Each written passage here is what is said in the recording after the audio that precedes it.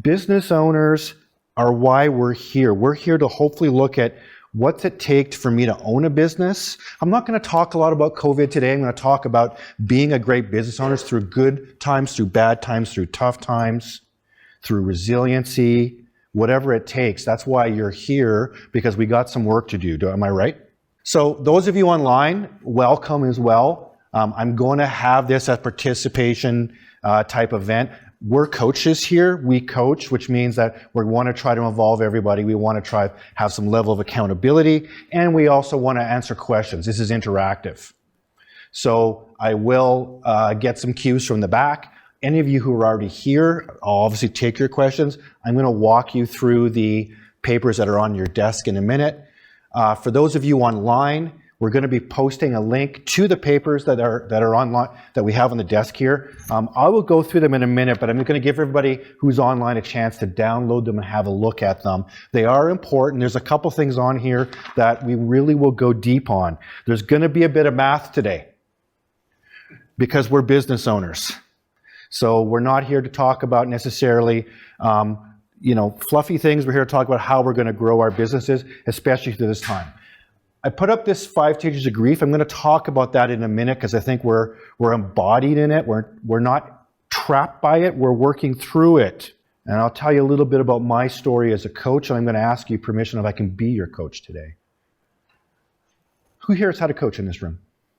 Sports coach, whatever. Oh, everybody, congratulations. That's excellent. So I'm going to tell you my story of coaching, and I'm going to explain to you what coaching will be for us in this room, and hopefully those of you online as well. So as we get started I'll tell you a little bit about me. This is our firm, ActionEdge Business Coaching. We are a proud franchise owner of ActionCOACH. ActionCOACH is in 84 countries. We have about 2,000 coaches around the world, and we impact businesses every day. We actually measure our success by how many employees our franchise partners hire. That's a metric we're really proud of, actually.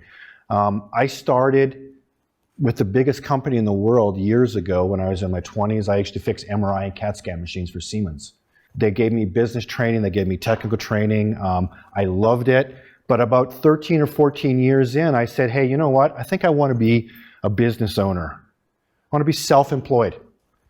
I think that's probably what was my first thing. I said, I want to be self-employed. And I didn't really understand this difference between being a business owner and being self-employed.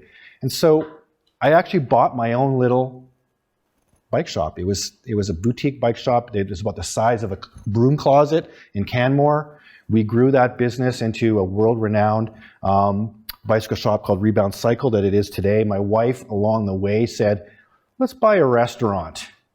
So we got Tapas Canmore going. We grew that into a top 100 restaurant in Canada.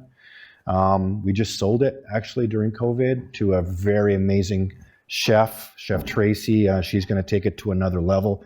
But the idea that I had when I was owning these businesses was, how do I impact other people? Because people kept asking me, how do you hire? How do you fire? How'd you buy inventory? How'd you grow? And so I started working with companies like Shimano and Brooks Running, Thule, Camelback, a lot of sporting goods industry because that's where my passion was, but also cities like City of Prince George, helping them understand how they bring people together to grow a business, which is what we're going to talk about a little bit today. Okay, everybody ready? 6 most expensive words in business are, we've always done it that way. We've always done it that way. So as we move through this, we're going to look at some ways to challenge what we've done. This element of redesign I'm going to talk about a little bit today. Could be with our employees, could be with our team, could be with our cash flow. But I want us to all think about this because there's no sense going through doing what we're doing here and doing stuff the same way. So the 6 steps for a great business we've really been designed to address that. It's as coaches in ActionCOACH, how we break down fundamentally core areas of the business that we coach on. Now, I'm only going to go through about 4 of them today. And those 4 I'll break down in quite a bit of detail. The rest I'll leave you with, and I'll kind of describe what they are as we get going. But this is the tenet of everything we're going to talk about today, because The definition of a small business for us is a commercial profitable enterprise. But if you learn anything about the story I told about my brother, is it's got to work without you. So here's the 6 steps. As I told you, we're going to go over mastery, niche, leverage, and team in quite a bit of detail today. Synergy, we're not. Results, we're not. Those are things that we definitely focus on, but they're more as our coaching journey gets going. Mastery, if this looks like a house, well, mastery is the ground floor, it's the foundation. I'm going to spend some time there. It's something we find that most people skip over. Niche is where we have cash flow, leverage is our systems, and team is, well, that's our team. How many people here have team working for them? Please, almost everybody. Okay, excellent. So, let's start with mastery because there's 4 areas I want to break down, and you'll see now on your profit finder, that's really where we get started with destination mastery, okay? So destination mastery is really, if you think about that element of the 5 stages of grief, having that vision, that is the thing we need to recheck on right now. It's the thing that people often skip over. You can imagine as coaches, when someone first starts here, what's the first thing they always tell us we got to work on?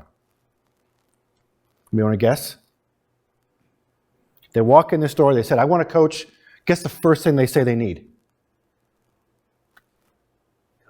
Customers, yeah. Leads. Leads. Any more leads? More leads, more customers. Kevin, why are we talking about vision? I need more leads. Give me leads. Believe me, it happens all the time. And it's some of the hardest things to do is say, okay, we're going to get you your leads, don't worry. But until we figure out vision, mission, and culture, we don't have anything, because these are the things that will burn your business down faster than you can imagine. Money mastery is the next. This is one area we find people often struggle with because, well, I don't know how many of you online can say this. How many of you in this room can say they are their own bookkeeper? Anybody can say that? A couple of you, okay. It's the one area I want to move you away from because you're not, financial mastery doesn't come from bookkeeping. We need somebody to do it properly. I can guarantee you, if you have your eyes on the books at the QuickBooks level, for instance, your eyes are not somewhere else where they need to be. QuickBooks has done, hopefully there's no QuickBooks people online today, but they've done a remarkable job of letting us believe QuickBooks can take care of all of us and it's easy, but it's not. I'll tell you right now, it's sad, but it's honest. If someone comes into this office and it's too late, they want to start coaching and it's too late, the number one common reason is they're in arrears with taxes because they missed something doing the books themselves. You need to have monthly reports, which is what we insist as coaches you have. Then we work with you monthly to then work with your accountant. Most people meet with their accountant when? Tax time, or year at the end of year end. But are your year end statements done at year end? They're normally done 3 to 4 months after year end is over. So if year end is December 31st, you're meeting with your accountant on when? April 1st. A third of your year is almost gone. How are you making decisions for this next year when 1/3 is already gone and all the mistakes you made that maybe will show up in your balance sheet or financial statement then? Well, we're already behind the 8 ball. So, third area, mastery. Again, you can follow along here. Check off the boxes you're not doing, but time mastery is critical. Besides financial mastery, it's probably the next in line for what most business owners suffer from, what they're afflicted with. And I have a very interesting way I'm going to coach you right now, and those of you online, on how to do time mastery. Because can we master time? I don't think we can, right? Tell me your thoughts there.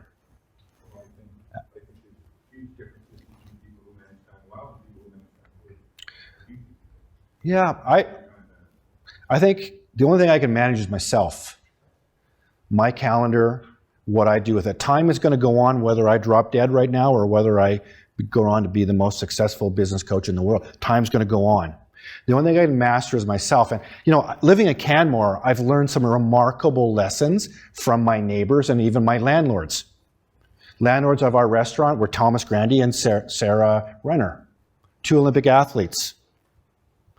What I learned from them, being my friends and my landlords, was something critical. I never thought about it until I started thinking about it from a business coaching perspective. Olympic athletes, what is their timeline for success in general? 4 years. What's our timeline for success as we look in business generally? Okay, 4 to 7 years, but typically 4 to 5 years, we could set some pretty good milestones, yeah? Guess what? The Olympic athlete today, if their discipline is cross-country skiing, the 25K, 4 years from now, they know the time they have to ski to win the gold medal and get the world record time. They know today. I'm going to ask you, do any of you have that level of clarity of your profitability in 4 years from now? What your KPI? You don't. But they do. And guess what they do? They take their calendar and they work backwards in 90-day blocks to today, and they build a program to get them to where they need to go. 4th area is delivery mastery. Delivery mastery is the easiest thing to conceptualize up here.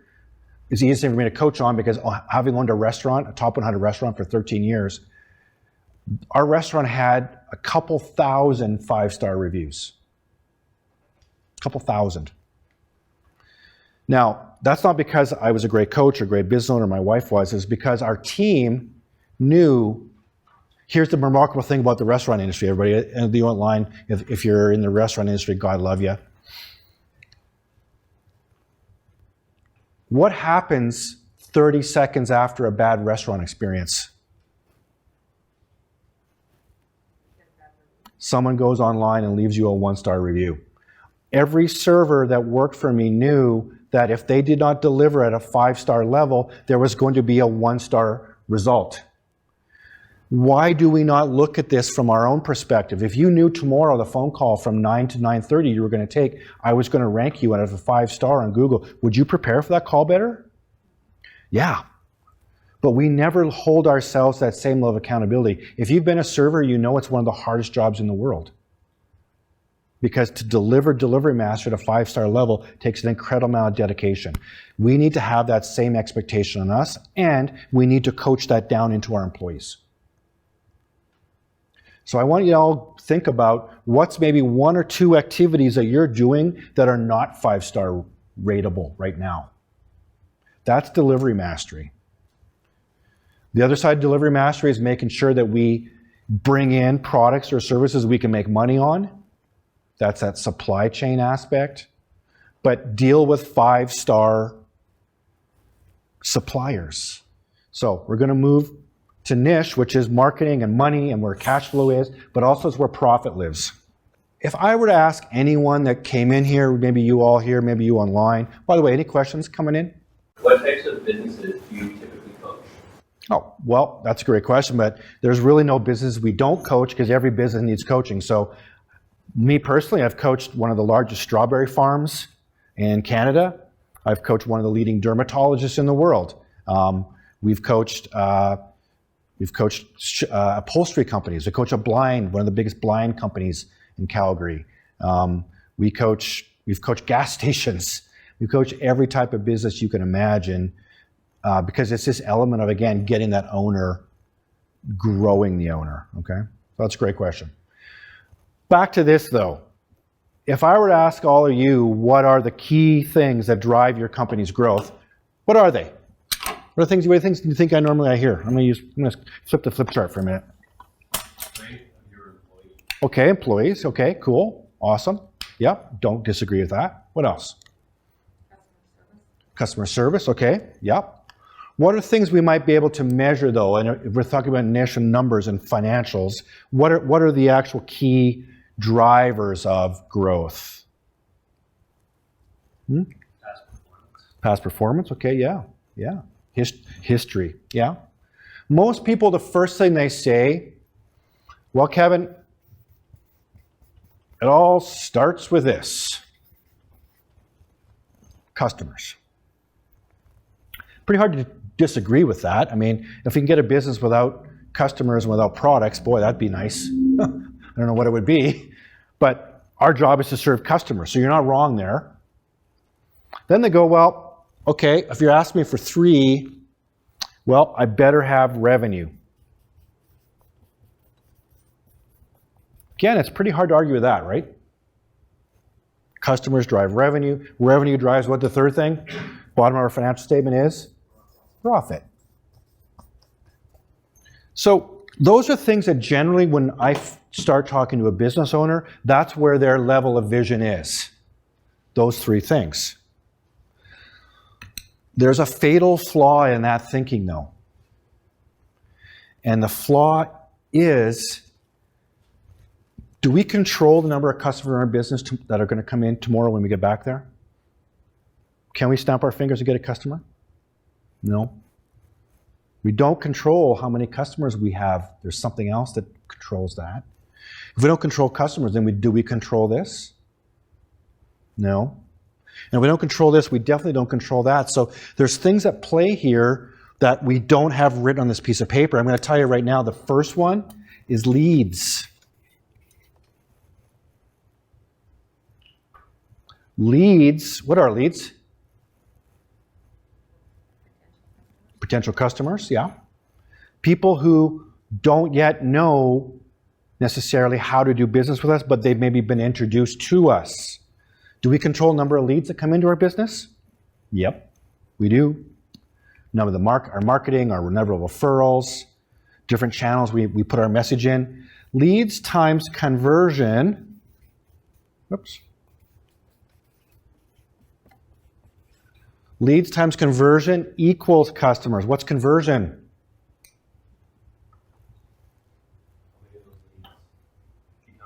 How successful we are at getting a lead to become a customer. First thing we see here is there's an equal sign in front of customers. The thing that we thought that was most important is now the first product of 2 things that we said we control. If we have customers, well, we need to make sure that they buy at a level that we need them to, and we need to make sure that they come back and buy from us again. I always say a buyer buys from me once, a customer repeats. I can fool anybody into buying from me one time, believe me. So customers times average dollar sale times repeat business equals revenue. Well, revenue times margin, there's only one thing left. How many dollars I keep after I bring my revenue in, that equals my profit. So here's the thing, the 3 things we said were most important are products of how many things that we control? 5, thank you. So it's these 5 things I want to break down now. Now, there's no secrets here. If you flip over your profit finder, those of you just scroll down to page 2 online, you're going to see we have something called the 5 ways. We're going to do a bit of math right now. Because this is the math that unbelievably most people never do. Believe me, I've been in front of CEOs of multi-billion-dollar companies who never thought about their business this way, but we must. Let's throw some numbers in here. Let's keep this real. So, first thing is leads, correct? Let's just pick a number. Yeah. We have a question. Yeah. Online. It says, I have trouble getting a second purchase from our customers.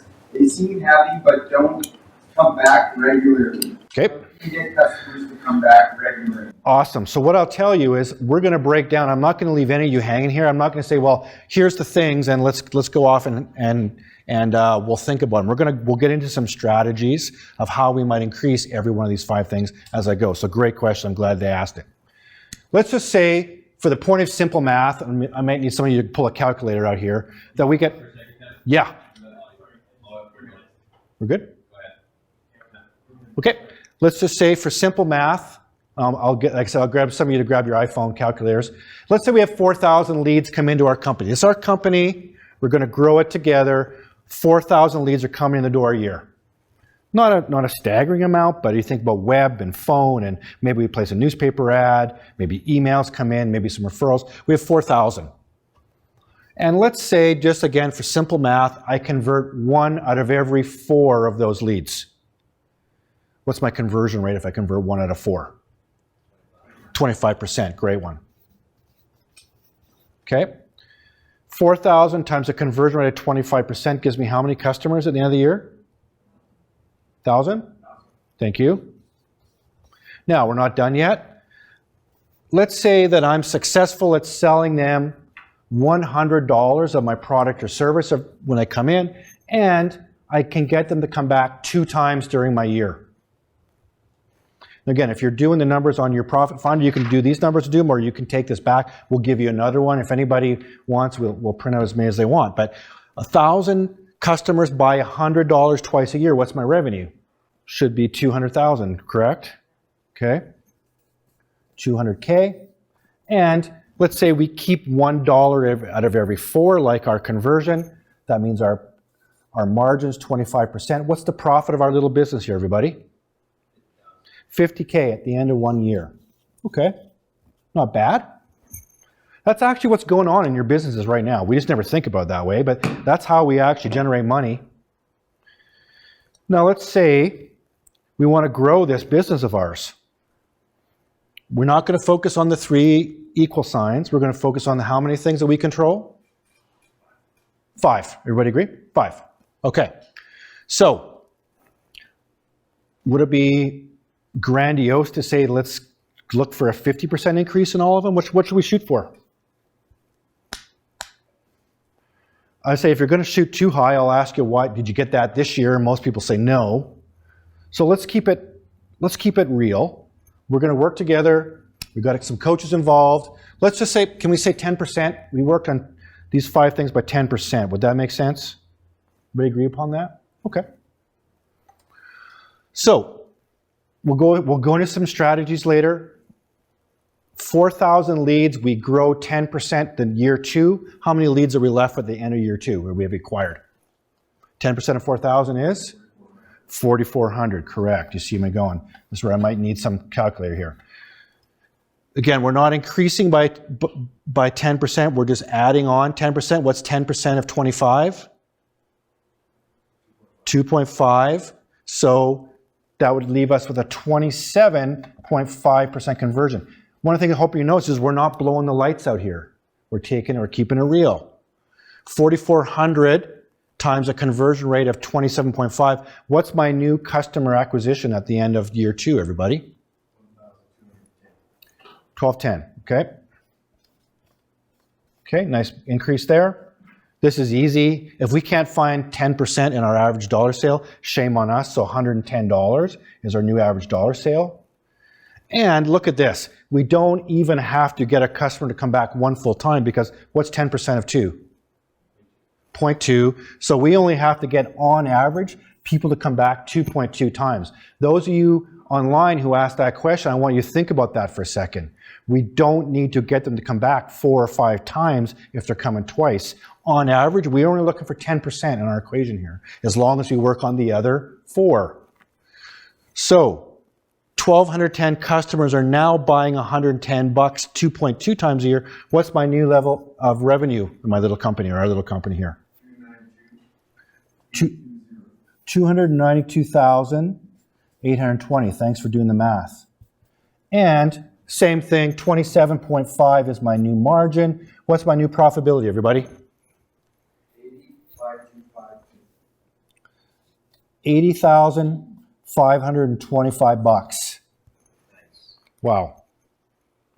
How much were we targeting for increasing in our little company, everybody? 10%. What happened here? Yeah, this is there any bankers in here? You can be honest. Is there any bankers online? You guys know what this is. This is called a compounding formula, meaning that a 10% increase times a 10% increase gets me a 21% increase. 21% increase times a 10 times a 10 gets me, I don't know, 40. You guys do the math better than me. Probably 47. And another 10% increase is around, exactly like Connor said, about a 61% increase. We got a 61% increase in our profit because we worked on the 5 things that we actually control in very small increments. Now I'm going to tell you, as coaches, this is how we grow businesses. Conversion rate. What's the number one limit to conversion rate? What prevents us from converting, everybody? Messaging? What do you mean? Inspire people to buy. Okay, yeah. I think that's maybe more in your marketing. I think part of the reason we can't convert is we don't have any sales training. We don't know how to sell. Again, we all said none of us want to be salespeople, so why would we train ourselves to be something we don't want to be? 80% of people who call themselves salespeople still have had no training. That's how to handle objections. What is an objection? Sometimes we take an objection that's not price is not an objection. Price is an indicator they understand the value, as an example. But a lot of times, most of the time I'm going to submit to you, the reason we have a hard time influencing this is because we don't know how to do it. Let me show everybody know this is the Container Store. I don't know if you've seen them, if you've been in the United States. There's a real store. They sell plastic boxes. That's it. Okay? Here's something amazing about the Container Store. If you work there as a full-time staff member, you must have 300 hours of paid training in your first year to sell containers. You have to have 200 hours as a part-time employee, and you cannot even get on the sales floor until you've had 40 hours of training. I'm going to tell you right now, I've never seen a company that's dedicated to train their people like these guys. They've got amazing customer service as a result, and their team knows all about how to sell. So I really challenge you all to think about the Container Store and say, wow, how much, because a lot of you are selling really complex products and services.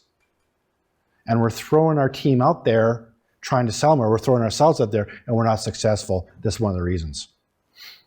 Another conversion tool. Clean up your ads. We see so many ads from people that we start coaching that look like this. This is an actual customer that we have coached, an action coach. Custom internet web designs, we bring your customers to. You see this in the back of Coffee News. You see it in the back of your newspaper. You see it everywhere. Maybe they're a little bit better now on Facebook because we can use better digital imaging. But here's what we do. We take this ad and we say, look, real customer, we made a new ad with a USP. What's a USP? It's a unique selling proposition. I'll get into that for a second.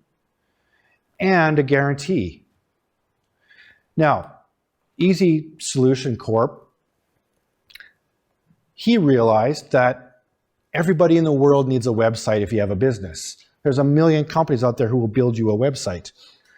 I'm not going to try to tell you my coding's any better or I have better customer service. What I'm going to do, my unique selling proposition is, I'm going to give you 5 questions that you should ask anyone who's about to build a website for you. And they better be able to answer yes to most of them. Number 1, will you keep all my money, or will you give me all my money back if I don't like my design? The answer better be yes to that. Number 2, you can read it.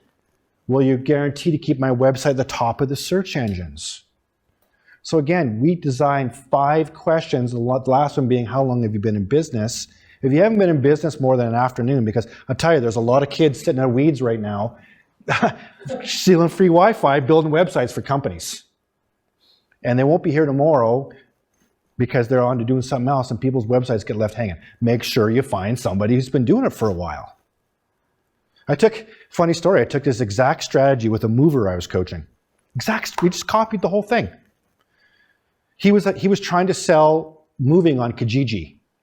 And right now, if you go on Kijiji, there's like 10,000 people trying to sell moving trucks. We have a guy with a truck, 4 guys with a truck. It was crazy. And he actually was paying someone in China to keep bumping his Kijiji ad to the top, reposting it. So he said, forget that. Let's make our unique selling proposition something similar. So let's figure out, if you think you're already going to move yourself, you don't need a mover, what are you on Kijiji looking for? Think I'm going to move myself, don't need a mover, what am I looking for on Kijiji? Dolly, boxes, help. So we started thinking, what if we targeted those people? So we did an ad that said, before you move yourself, ask yourself these 5 questions.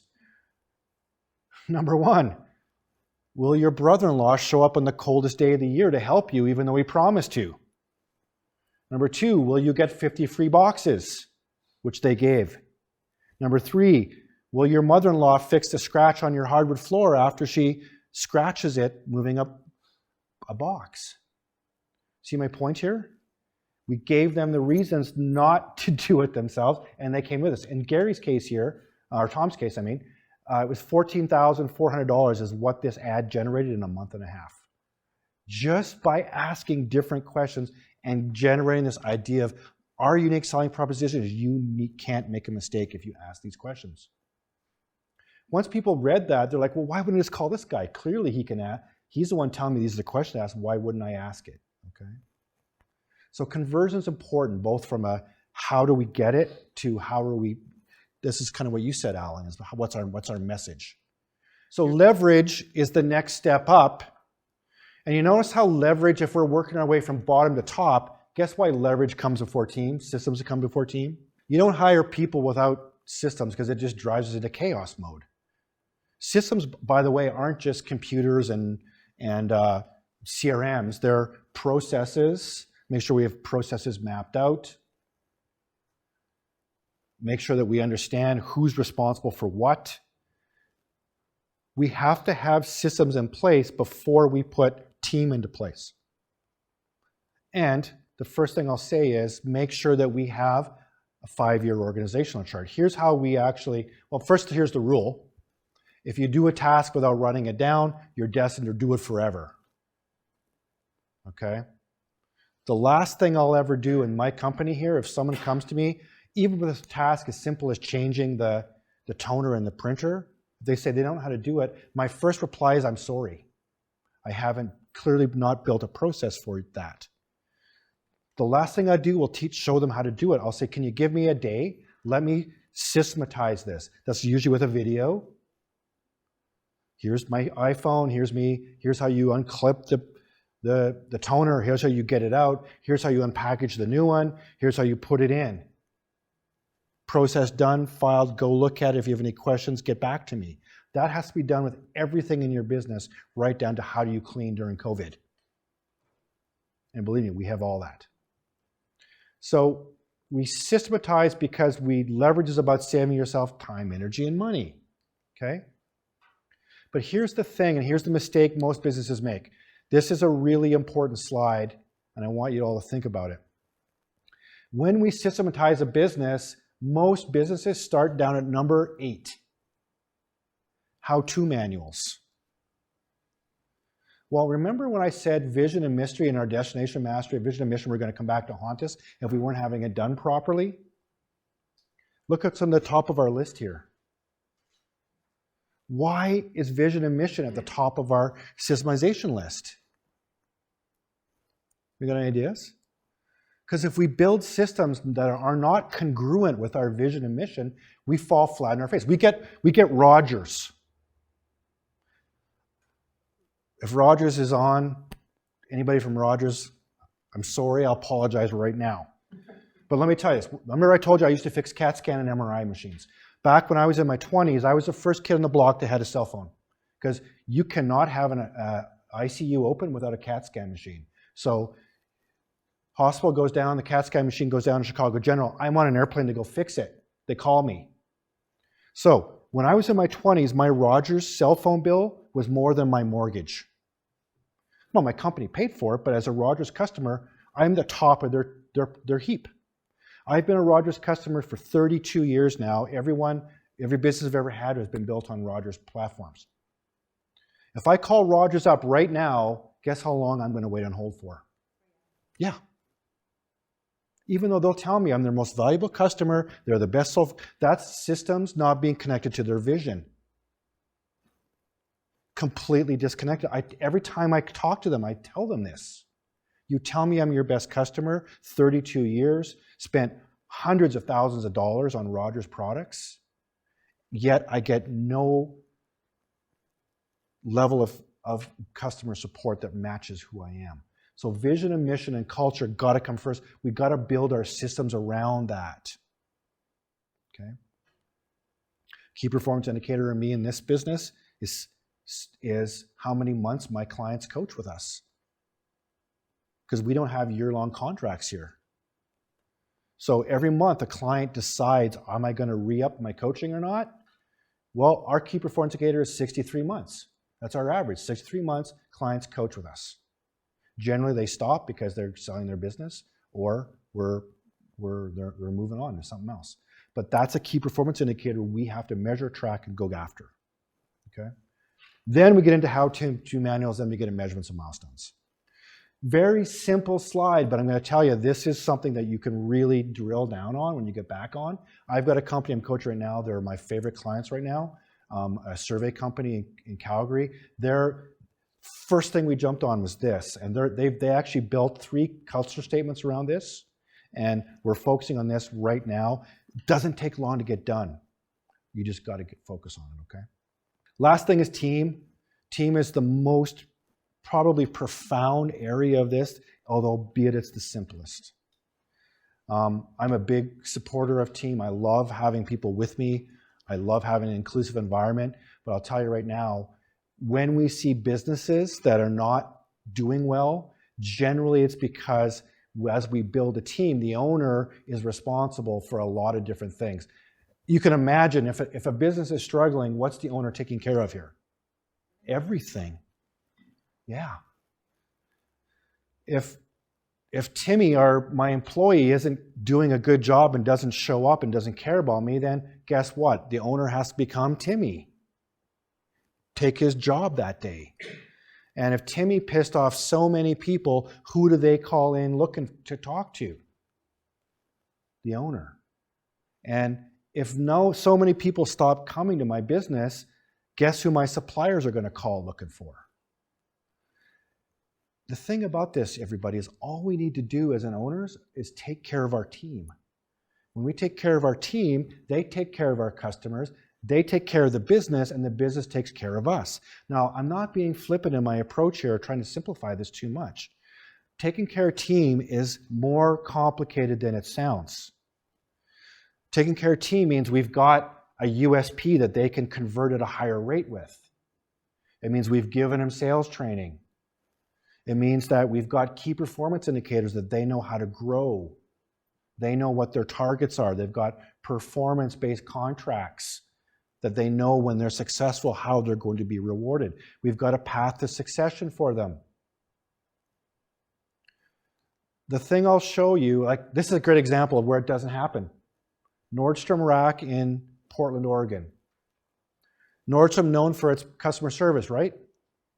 On the way to the staff break room when I was working there, no customer service officers. The management team couldn't even be bothered to put their pictures in there. That's not taking care of team. That's demotivating team. I got great service in that store. Amazing service in that store. As a customer, they should have had something up there. Jim Collins said it better than I'll ever be able to say it. And believe me, I've had people leave this seminar and go back to their business and have to make some changes right away because of this one slide. We need to make sure we have the right people on our bus, and they have to be sitting in the right seat. You have to be the right people on our bus, and they have to be in the right seat. And that the courage to move them to the right seat is ours as owners. Often we'll find Timmys working in one area of our business where we know they're not well suited, would be better suited here, but we got to train them or develop them ourselves to get them there. But that's how we get client retention. Back in my bike shop, Ryan, my all-star general manager, salesperson who could sell ice to an Eskimo, he was supposed to be able to be my inventory manager, manage my $1.5 million of inventory. Couldn't do it. Couldn't handle spreadsheets. Hated them. I found the 15-year-old employee that I hired from Sobeys loved spreadsheets.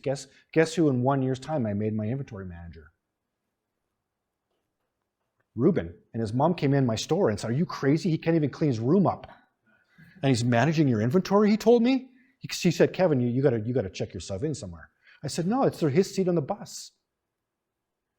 Ruben stayed with me until he was 21 and he left. He's now one of the highest ranking people in the bike industry for Rocky Mountain and Shimano because of what we did for him when he was 15 and what he did for us. That takes guts, but we did it, okay? So ask yourself this. I'll tell you right now, this company right here, they put their money where their mouth is. Do you know who Zappos is? Online shoe store. If you ever go to Vegas again, if we're ever allowed to, go to Zappos. Call them up. They're in the old Las Vegas City Hall right down in Fremont. They will pick you up in a car for free. They will drive you to Zappos for free. They charge you $20 for the tour, but you get a hardcover book of their values and culture, which is probably worth $40. And then they drive you back after they give you a complete tour. Here's the thing I learned at Zappos, though. This is taking care of team. If you work there and hate it there and don't want to be there, they will write you a check for $2,000 to quit. They will pay you $2,000 and they will walk you out the door because they don't want you there if you don't want to be there. That's taking care of team. So I asked the tour guide, I said, does that happen? She goes, oh, it happens every now and then. I said, what happens after that person's walked out the door? You know what she told me? She said, there's high fives everywhere. Not because that person got $2,000, because that person was a cancer and actually detracted from everybody else. And they were so happy to see that check written. That's taking care of team. That takes guts. The other thing I'll say is Quailsgate, our Kelowna office, I always look at them. They have got a really interesting, I don't call it a promotion. It's when you work for them and they know good people attract good people. Good people's, their friends are generally good people as well. So they have a thing at Quailsgate where if you work there and you refer a friend and they stay for 6 months, you get $500 as an employee. So again, that's just adding great people to your team for the easiest way you can through the network you already have, okay? So that's team. That's the 4 levels that I'm going to cover today. Synergy is very simple. Once we get you these areas, we keep working on stuff.